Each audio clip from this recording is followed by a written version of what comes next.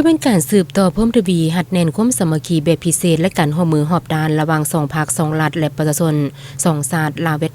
ดนามลาวที่มีมาได้ดนนานแล้วในวันที่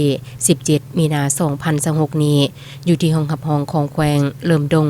สหายโซนธนูธรรมวงศ์กรรมการศูนย์กลางภาคเลขาภาคแขวงพร้อมด้วยคณะได้เข้าพบปะเยี่ยมยามคณะผู้แทนแขวงเริ่มดงเนื่องในโอกาสที่มาเคลื่อนไหวและเฮ็ดเวียกอยู่แขวงเริ่มดงในโอกาสนี้สหายอีแถงหาเหนีย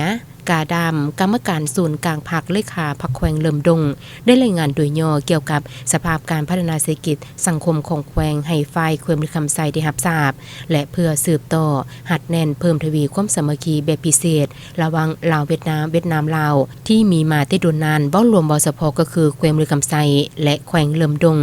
ได้มีการพัวพันร่วมมือหอบดานและช่วยเหลือซึ่งกันและกันตลอดเนื่องในโอกาสที่คณะนำแขวงคำไซได้ลงมาเคลื่อนไหวเยี่ยมยามแขวงเริ่มดงและได้แสดงความขอบใจมายังการนำและประชาชนแขวงเริ่มดงซึ่งเป็นการสร้างเงื่อนไขอันดีต่อกับสายพัวพันมิตรภาพแบบพิเศษและแลกเปลี่ยนทอดทนบทเรียนในด้านต่างๆร่วมกันให้แน่นแฟ้นยิ่งขึ้นกว่าเก่าเว้ารวมเว้าเฉพาะก็คือแขวงคำไซและแขวงเริ่มดงในระยะผ่านมา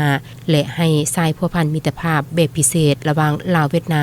ามลาวที่มีมาแต่ดนนานจงนับมือนับแตกดอกออกผลและเจริญงอกงามขึ้นเรื่อยๆ